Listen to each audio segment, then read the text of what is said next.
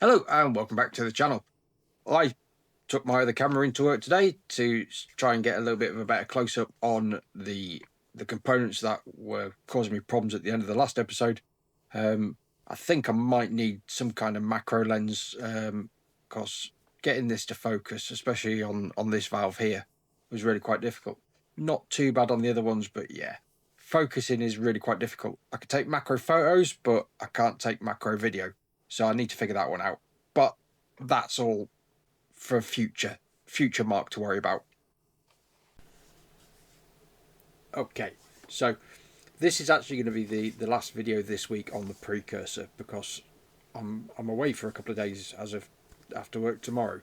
I will be filming. Hopefully that will be possibly Monday's video. I might have to start doing a little bit of a back date on the videos.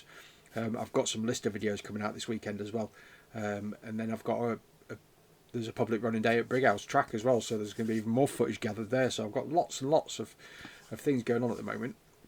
But yep, on with the nitty gritty of getting this plumbing sorted.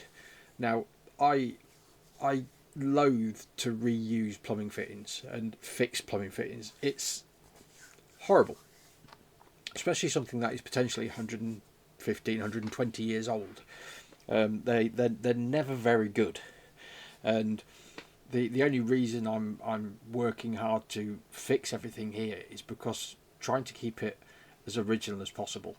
That is my mission, my remit. That is what I've been asked to do. That is what I'm trying to do. When I did Little Bear, I actually just threw out all the old valves. Well, I say threw them out. I've still got them in a box, but I took them away and I put brand spanking new fittings on. I made a new manifold, brand new valves I bought, and it worked. Whereas trying to fix old fittings, you end up chasing your tail quite a bit. And like on this valve here, I'm having to remake the tail where it screws into the boiler. So I've machined off the original tail, and I'm then going to make a new component for it. And on the nut end of the valve, I've had to cut new threads because that was a bizarre thread. There's been a few bizarre threads in this locomotive. I'll get another one towards the end of the video, but it's not a commercial valve thread size or anything. So it's clearly been handmade using whatever's available. Yeah, it started off at, what was it, 7.6 millimeters or 300 thou. Yeah, just didn't make sense. So I was able to actually turn that down to 9/32 by 32. It was the next size that I could go to, and still not go too far in on the wall thickness. And here I am now just remaking a tail for the back end of it. So it's got a quarter 26 tail. So I've turned my thread, and then I'm going to part it off and put a dowel on the back of it, which is then going to be soldered into the back of the valve to fix it, hopefully. Fingers crossed. It's nice when you can make brand new fittings. So like when I come to make male unions, they are new. So I know both threads on both ends are good, the hole through the middle's good, and the material's brand new. Sometimes with old brass it dezinkifies and becomes fragile, which I also find out later in the video. But it's sometimes good to just chuck it out and put new on. But here I am, I'm learning and going to restore the original stuff. Now I'm on to making a new feature. So this is a male fitting to replace a male fitting on it, because all the tapered seats or the conical seats where the pipe union fits, they were all bad. So this is enabling me to replace those seats. And this part here I'm actually making is for the pipe that goes from the valve, which draws steam from the boiler and takes up to the manifold. Now there's not enough room underneath the manifold to tighten up the nut properly. So what I'm actually doing is I'm doing a bit of a standoff here. So it's got a longer tenon on it, so it stands off from the side, which enables more room to swing the spanner underneath it. And again, you'll see that a little bit later in the video. Now, I don't know if anyone else experiences this, but I find making small parts like this quite therapeutic, especially making new stuff. Just turning things to a diameter, threading them using the die holder, especially on this hard hinge lathe. This is a really nice machinist lathe, and it's at a nice height. It's slightly above waist height to the bed, which gives you a comfortable work height. With any other lathe, really, you tend to be hunched over it a little bit, but it's nice to have it just boosted up in the air and turning out these new components. So yeah, this now is the 5/16 32 fitting, which feeds the blower. This part here I actually have to come back and modify a little bit, because I make the union end of it too long, and it can't be tightened up underneath, because the way the pipe comes out the bottom of the union, it was fouling on the nut and also the bottom of the manifold mounting plate. So yeah, I had to revisit this one because I didn't quite get the sizes right. I just had to machine a bit more material off it, so take the nut section down, also the hex section, make that thinner, and reduce the tenon for the pipe union. But that's the benefit of being able to use this collet lathe, because you can actually hold on to the threaded portion of any fitting without damaging the threads. If I was to do this in a 3-jaw, as soon as you tighten that 3-jaw up, you're then going to be squashing your threads, which is never a good thing.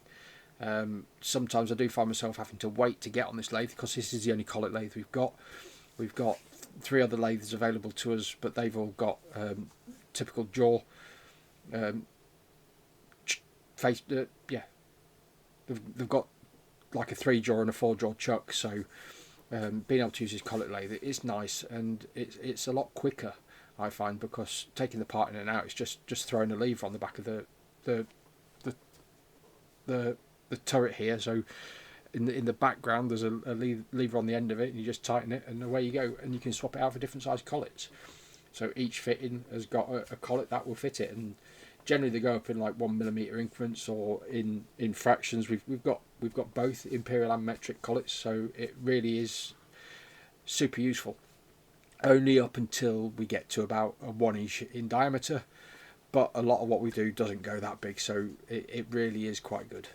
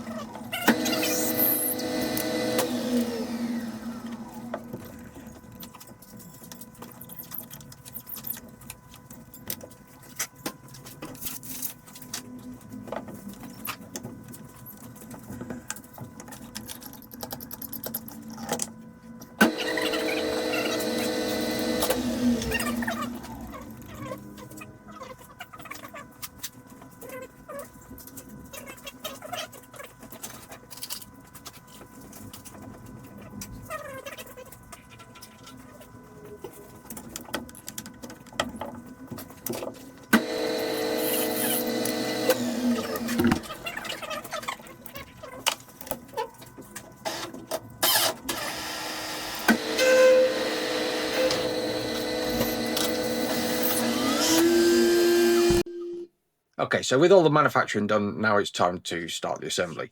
And I start over on the right hand side by doing on the pressure gauge fitting. So there's an elbow comes out the side of the manifold with a downwards part.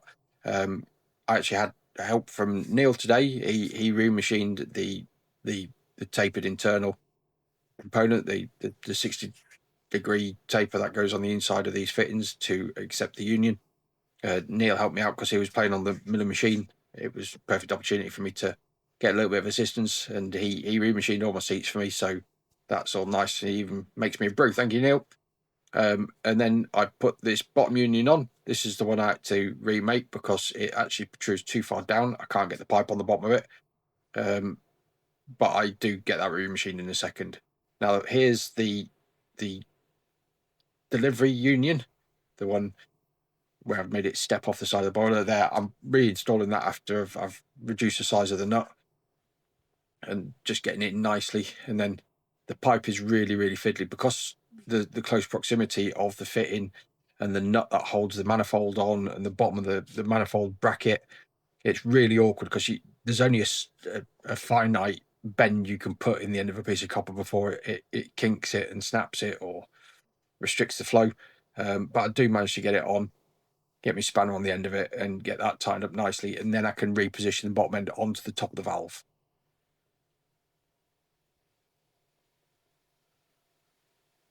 So yeah, also because I've had to remove the nuts so I can lift the manifold a little bit so I can get the nut back on the right hand side because there's no room now, the pipe's in the way. So a little bit fiddly, but I do get there in the end once I get this nut threaded back on. And then I've got this pipe bent back into its position and back on top of the valve.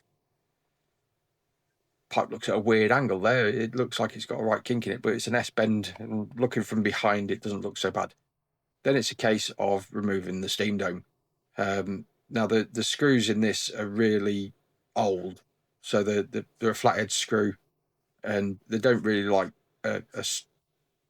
using a screwdriver on it properly.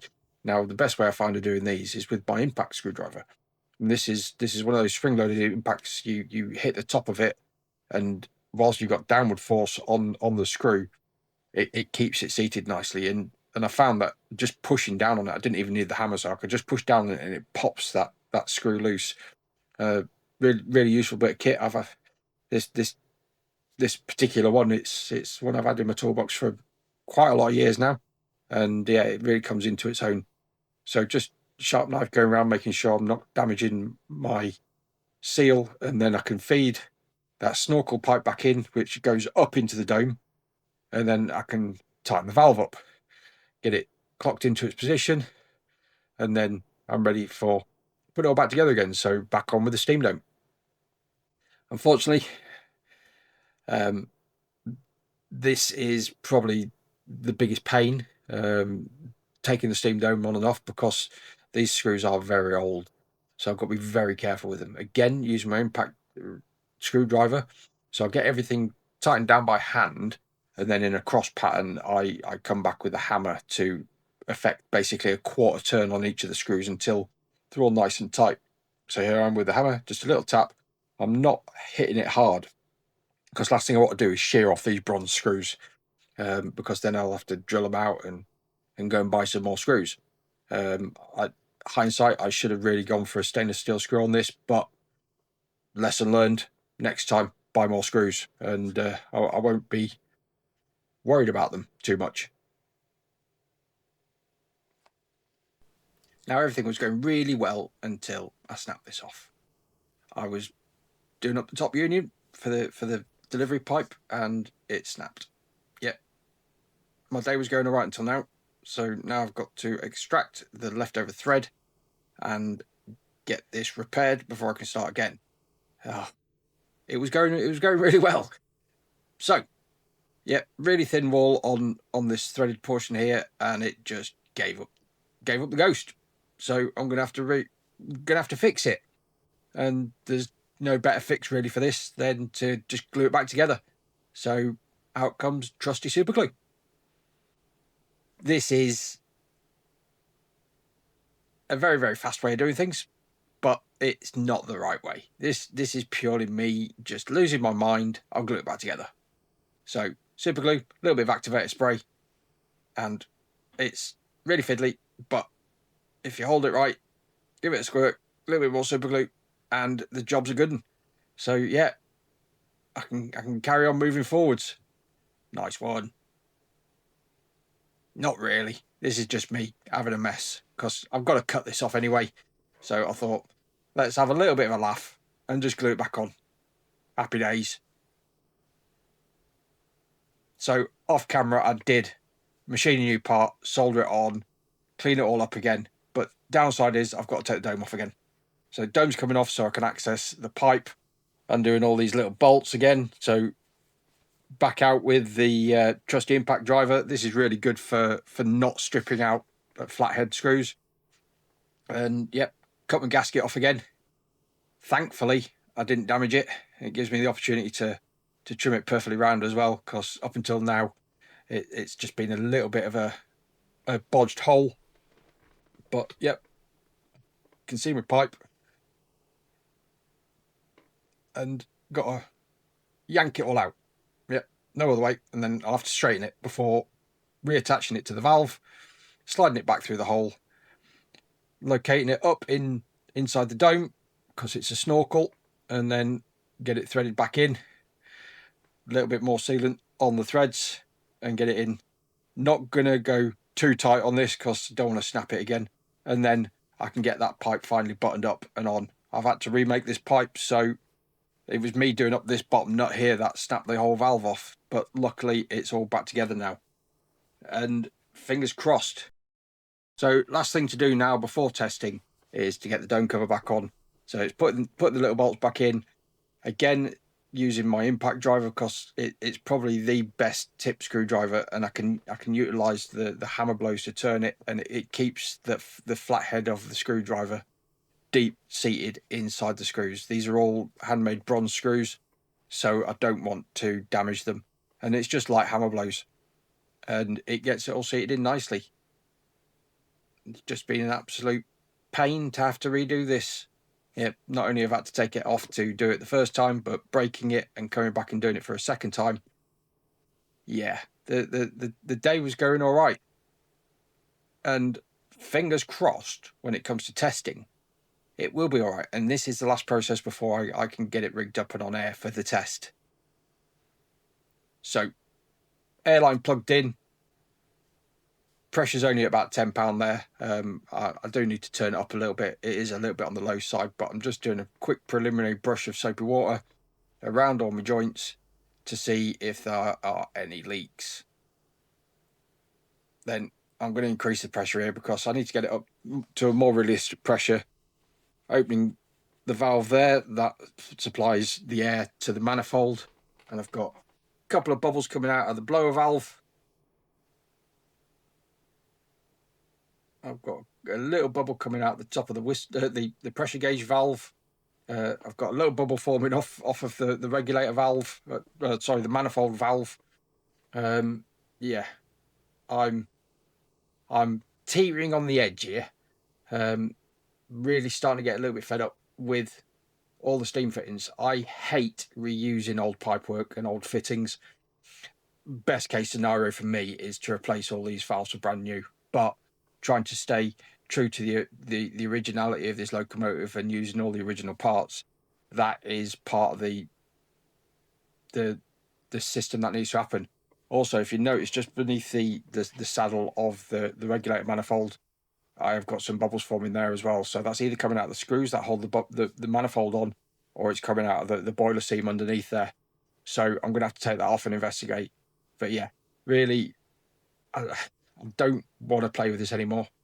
I'm going to hopefully come back at it tomorrow with a bit of a fresh view.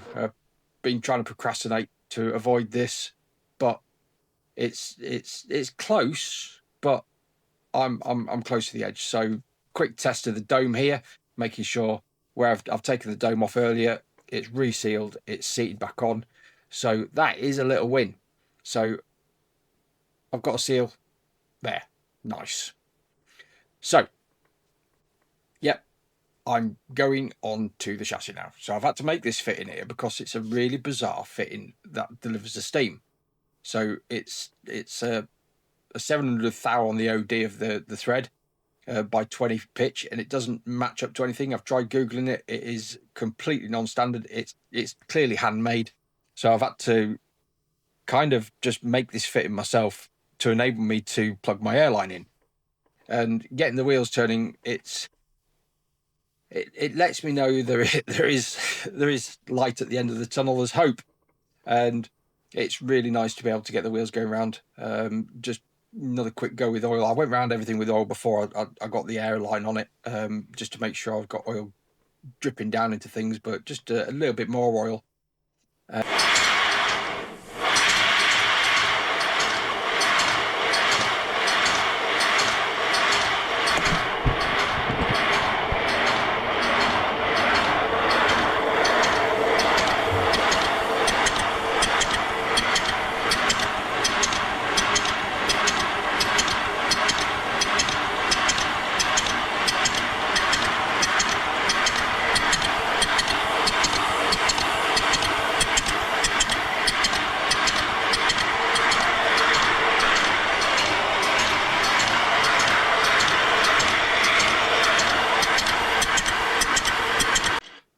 Now I had to get my dopamine fix at the end of the day. Had to see the wheels going around on this. It's got me down a little bit trying to work on these boiler fittings, but seeing these wheels go around, that makes it all worthwhile. And a little bit of a tweak needed on the valve timing, but other than that, should be good to go. As always, thank you very much for watching. Please like, comment, and subscribe, and I'll catch you in the next video.